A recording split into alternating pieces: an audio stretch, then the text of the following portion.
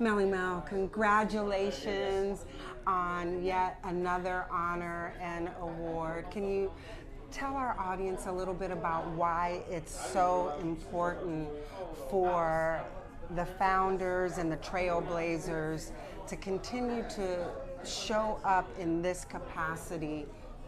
Well, the most important thing is that it's just like what Mr. Biggs was trying to allude to when he was talking on the mic. See, everybody treats hip hop like it's this one big family global situation, and it could be, but we're not involved in it as much as they are. You see what I'm saying? So something like today, where we honoring our own, and where we can come out and show people not necessarily that we still got it, but just show them that we're still around. That we're normal, human beings. We breathe and we still love what we do. And the main thing is not necessarily even get credit, because we already got the credit. But the point is just to have the opportunity, and that's the main thing. This could branch off into another opportunity. Now, I noticed that there was this big surge as hip hop was turning 50. But to the hip hop world and culture, we've always been relevant.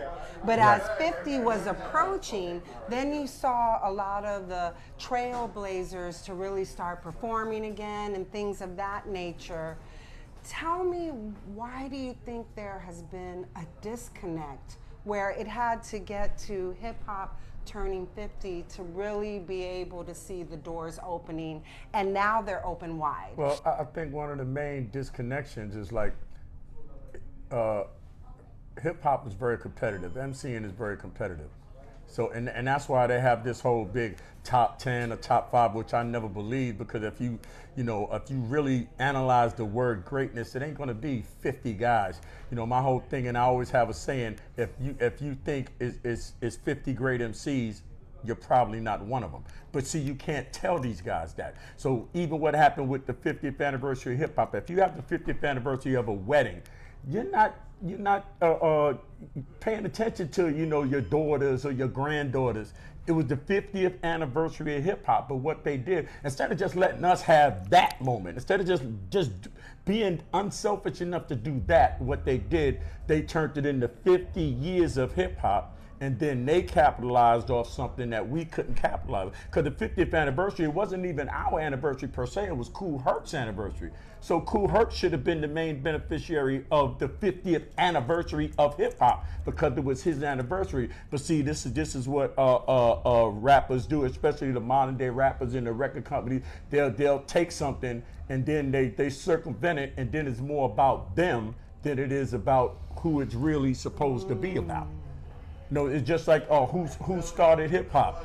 And I say all the time, it was only 3 crews that really started hip hop. Everybody else, I mean, you're a part of it. You had your contribution, but if you want to know who started a turntablism, it was Flats. If you want to know who started scratching, it was Theodore. If you want to know who had started with the biggest crews, it was Herc. If you want to know who started MCing, it was me and my brother. But when somebody want to know about hip hop, you got to ask Nelson George. Right. Come on. Who's the expert? You see what I'm saying? Now he knows what he knows, and I like the guy. Yeah. But if you really wanted to know, but just like even the argument that how many Puerto Ricans, we didn't even look at it that way. So the answer to the question is like, we should be credited and merited and have the opportunity to capitalize off what we did just as much as they would capitalize off, because it's just like with hip hop, we nurtured it. And then they just took it over, and they'll do that, and they'll do it over and over and over and over again.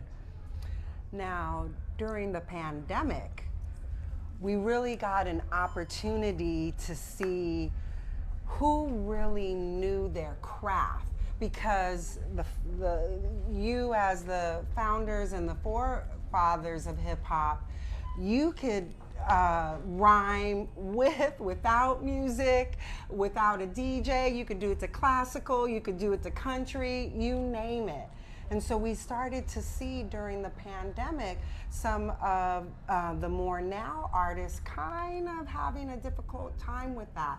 Tell us why your era has been able to stay steady and continue to be relevant and trailblaze the way even for these newer artists? Well, I mean, it's very simple.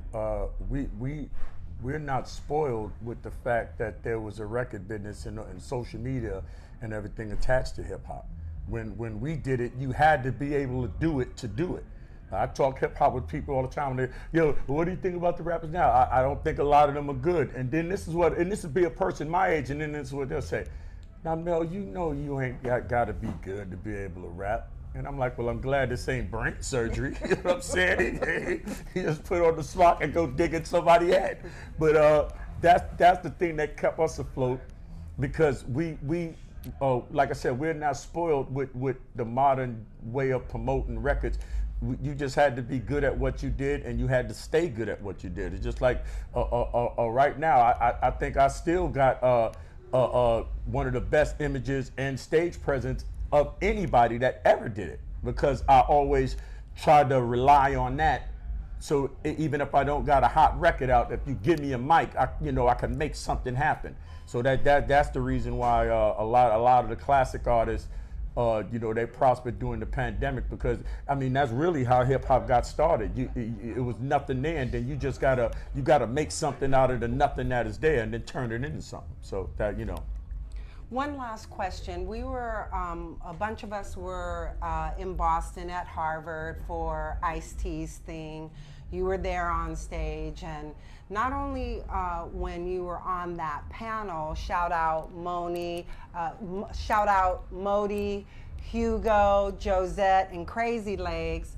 When you were on that panel at Harvard, some of the things you talked about is even kind of what you're seeing now in terms of the artists, and how women are looked at, how they project, and how our children are seeing different things, and how we should do better as a culture. Can Absolutely. you talk a little bit about that?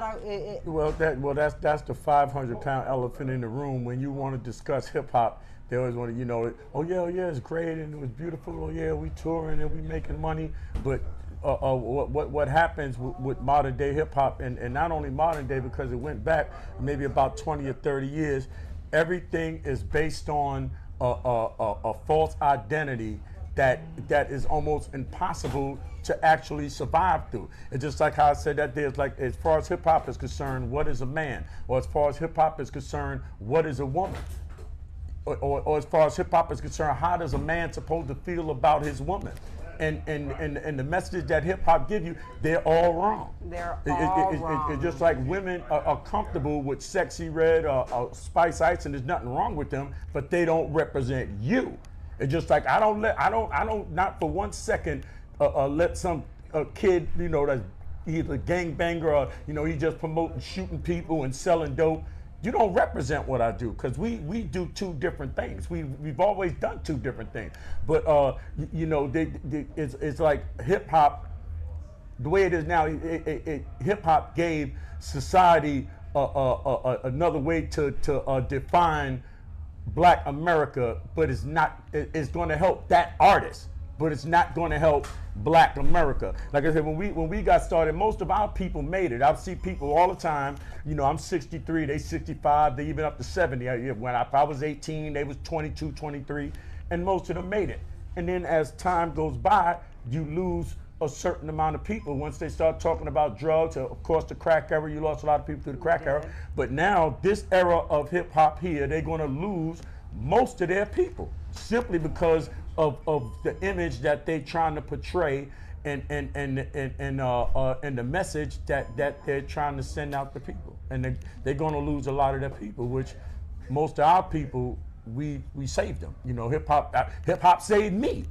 I mean, I would have been, I would definitely been in jail, because I didn't have, I grew up in the same street that they grew up in, but we went outside, we came back with hip hop. A kid go outside today, he might not come back inside. He might not come back. You see what I'm saying? So, and that's the thing that I try to always keep that out there.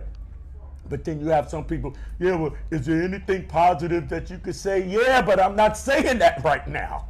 You know what I'm saying? You always have to fix, if there's a problem, fix the problem. Or You know what I'm saying? Or Now, you're a part of the problem. right. So that's about it. Well, thank you not only for all that you've done for hip hop and music, but I really appreciate for everything that you do on every panel that you're on, because you really do speak from the heart. And that's really what our culture and hip hop needs. Absolutely, absolutely.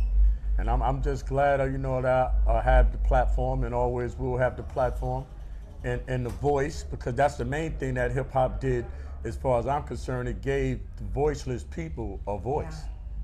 Yeah. And then, but now, like I said, the messaging is off. Like when a young man is supposed to say certain things, like I've never heard a female rapper say if she got kids, I want to raise my kids the right way and make sure that they be, a good person. You don't say that.